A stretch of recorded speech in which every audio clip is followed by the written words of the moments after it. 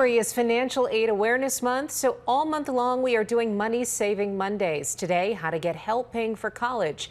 According to U.S. News and World Report, the average cost of tuition and fees is about $25,000 a year. The range, though, can be pretty wide. For a lot of people, there are ways to get help.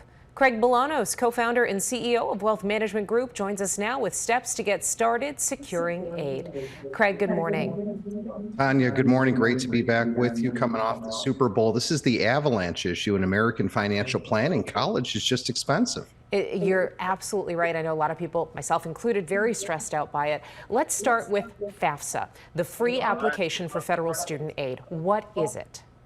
Well, it is the gateway, it is the portal through which everyone is going to access their opportunity to get what I call grants, scholarships, and some form of work study, maybe subsidized, unsubsidized loan. The bottom line is, if you're going and pursuing higher education, the free application for federal student aid is your friend. That is the gateway through which you might qualify for any financial assistance. Where do you find it? Oh, easy. We're just going to go out to studentaid.gov. That's studentaid.gov. And the time is ticking. FAFSA for this year, for students attending school next year, is already out. Everybody should be filling out the application because time is of the essence. Why is that? Well, the time decay is this. We typically actually open up the enrollment process for FAFSA in the fall. This year, because the government has revamped its website, it didn't open until January. Now, if you haven't completed it yet, fear not. You have up until June 30th. But the reason that time is of the essence, Tanya, as you and I have talked about this before, is that at the end of the day, the financial aid process is needs-based, but I also tend to think in some institutions it's priority-based. There's a limited number of funds to go around. So if you know what schools you want to be applying to, get your information in today in the hopes that you'll be priority-based, get a little bit more of that pocketbook money that might be eligible for you to utilize. So don't delay. Craig, I've heard that it's supposed to be easier to file this application this year. I've also heard that there have been some big problems.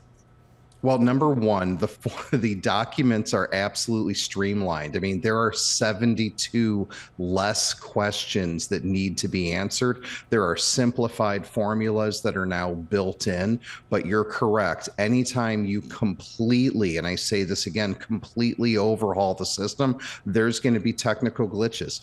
We've seen that in a number of areas, and unfortunately, this falls into one of those camps as well. Okay, and do be prepared. It takes a lot of time to fill this out, still, even with fewer questions.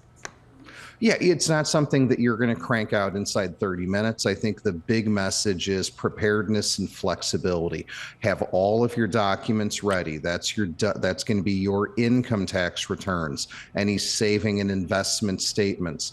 That wouldn't be just your tax returns, mom and dad. That would be the tax return of your dependent student, assuming you have children that are in your household that are working. And as long as you have your documents together, you sit down in front of that computer, because I encourage everyone to do it digitally. There is a paper form, but you run the risk of making mistakes. Get it done quickly, and I wish you the best. Craig Bolanos, co-founder and CEO of Wealth Management Group. A lot of information, a lot of valuable information. Thank you so much. We'll have it on our website. ABC7Chicago.com for more.